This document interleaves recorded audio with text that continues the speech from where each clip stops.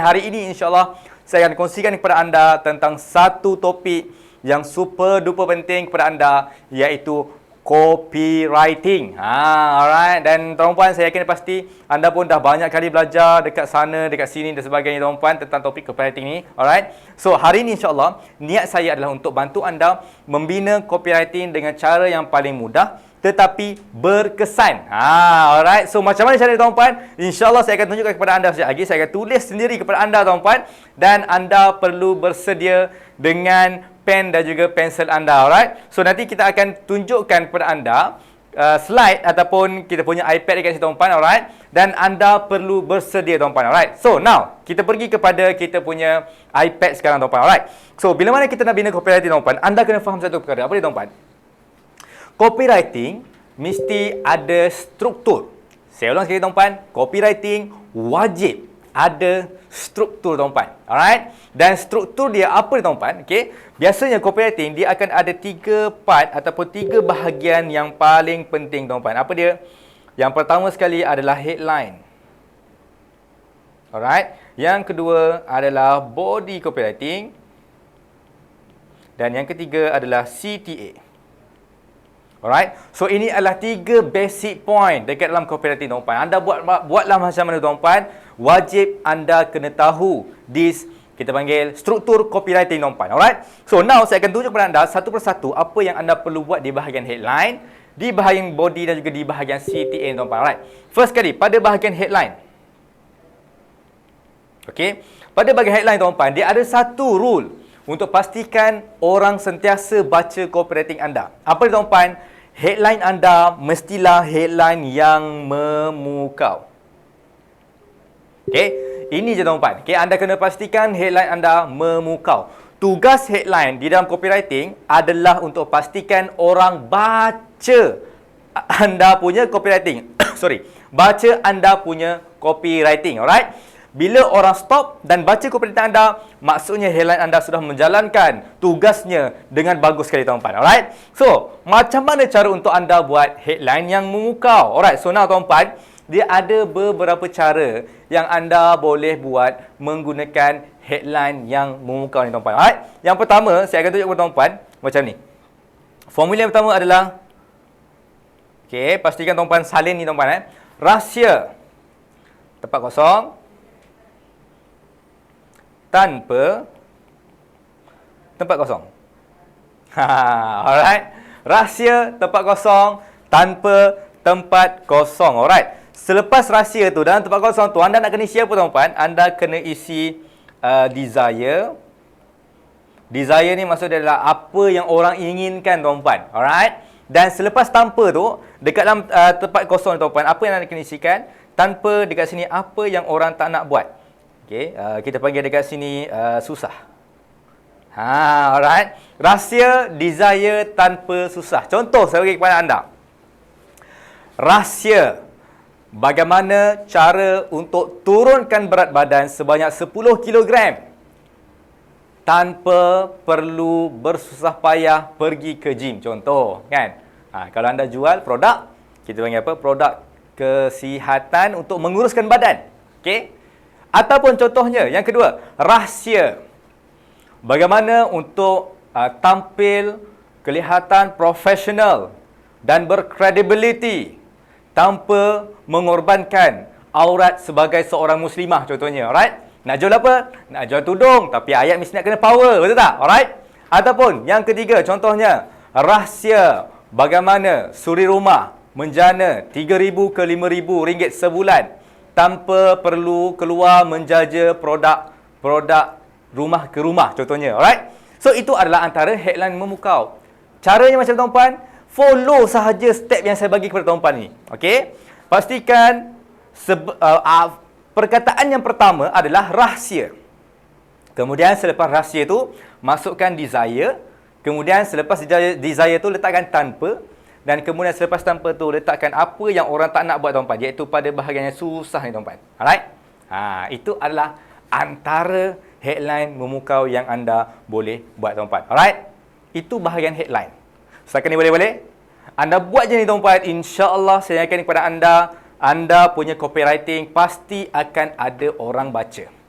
Alright. Dan tuan-puan, kenapa kita ajar kepada anda untuk buat headline muka tuan-puan? Sebab kami dah jumpa ramai orang dekat kawasan tuan-puan yang mana bila nak buat copywriting tuan-puan, inilah antara punca yang paling besar mengapa usahawan tak boleh nak buat sales. Antaranya ialah copywriting tak berstruktur dan juga headline berterabur. Alright. So tuan-puan, sebab itu kami adakan di sesi 30 Days Challenge untuk anda at least tuan-puan dapatkan apa yang paling penting untuk anda letakkan dalam copywriting anda supaya anda boleh buat sales. Itu sahaja niat kami tuan-puan. Alright. Okay. So, sekarang ni dah settle pada bahagian headline. Alright. Dan yang kedua tuan-puan, apa yang anda perlu lakukan adalah anda kena ada body tuan-puan. Anda kena ada body. Macam kalau kita dekat sekolah rendah tuan-puan, kita mesti ada pendahuluan. Okay, kemudian kita kena ada kita panggil apa?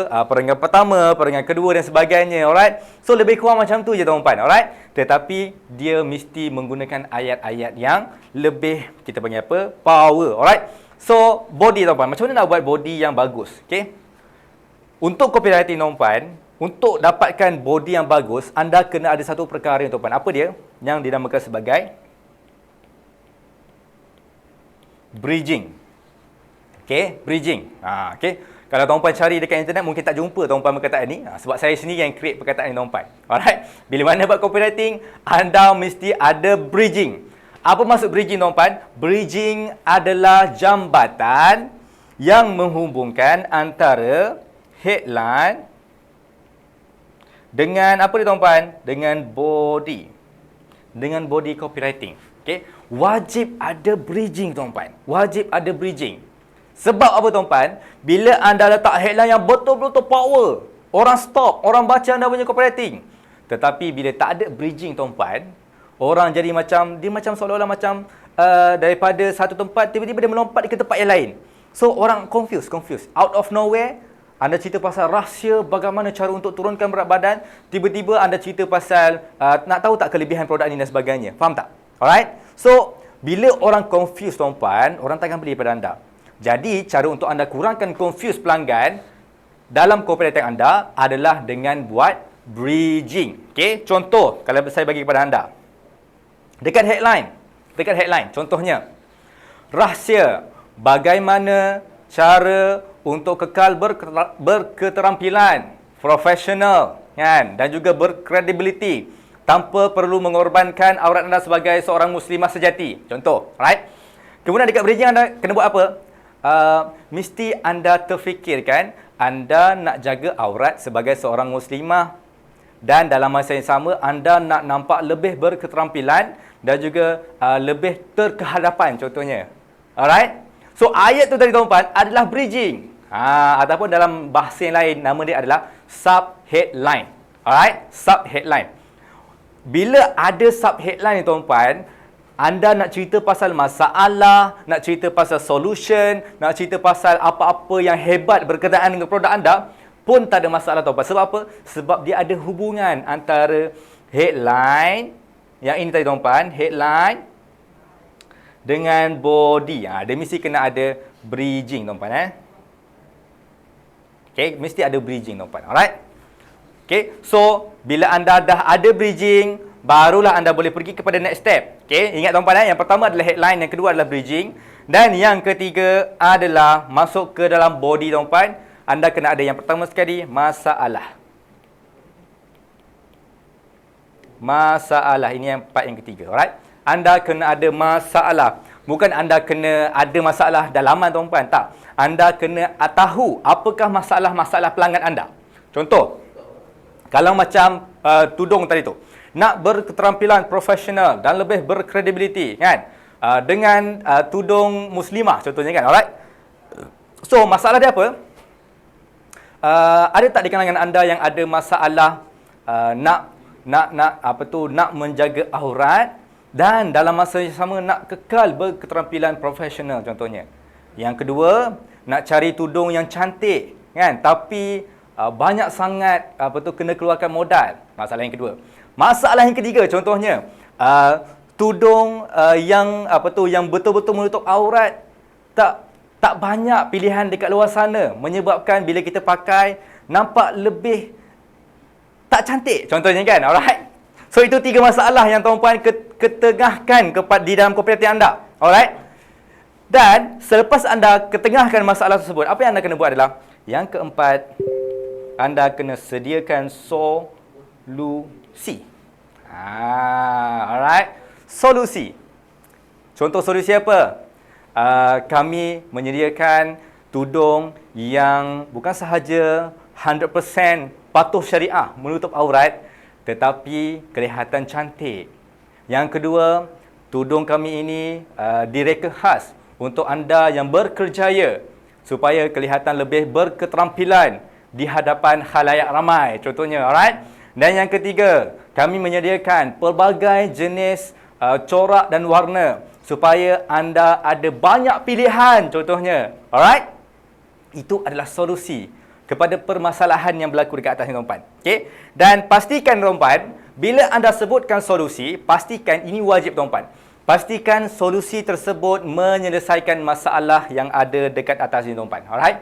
Kalau anda cakap pasal solusi, tetapi dia tak menyelesaikan masalah dekat atas ni, dia seolah-olah macam out of nowhere, tiba-tiba anda cuba nak selesaikan masalah yang tak ada. Faham tak? Macam tu. Alright? So, itu adalah yang keempat. Dan yang kelima sekali, apa dia, tuan-puan? Yang terakhir adalah call to action. Call to action. Alright? Dalam call to action ni kita boleh buat apa, tuan-puan? Contohnya, jadi, jangan lepaskan peluang. Anda terus tekan butang di bawah dan dapatkan, kita panggil, tudung eksklusif ini sekarang. Alright? Dekat dalam CTA, tuan-puan, ada beberapa perkara yang wajib anda ada. Antaranya, yang pertama sekali, anda wajib ada perkataan sekarang. Okey, wajib ada perkataan sekarang. Okey, yang kedua, okey, letakkan juga perkataan jangan lepaskan peluang.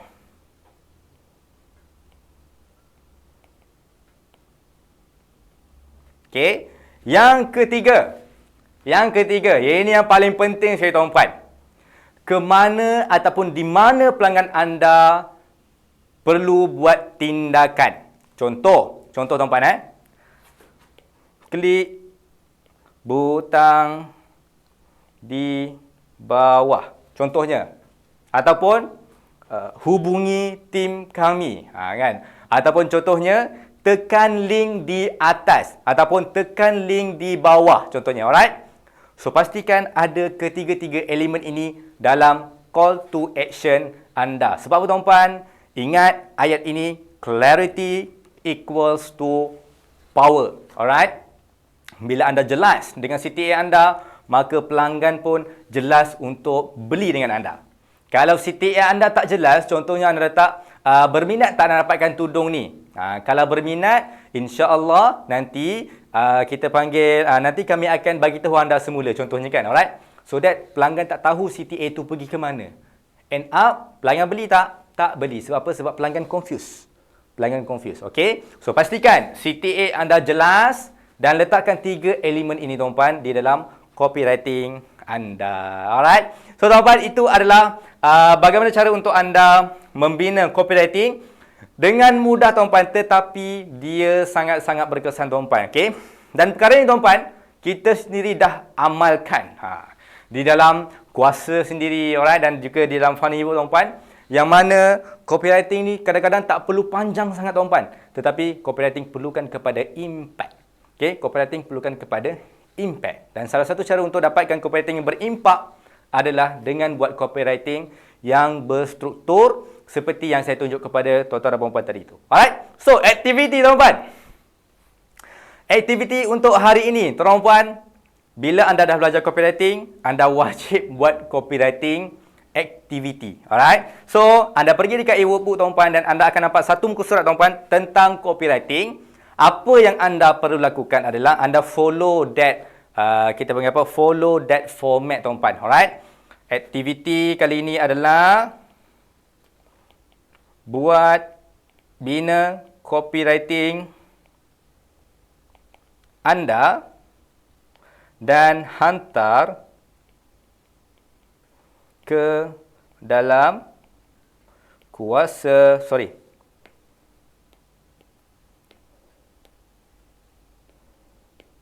university.kuasa.io. Alright.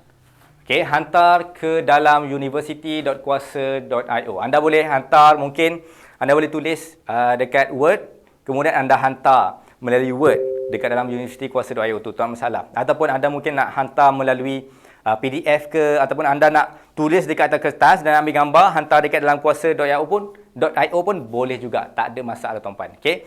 Pergi dekat university.kuasa.io dan hantar dekat bawah ni tuan-puan.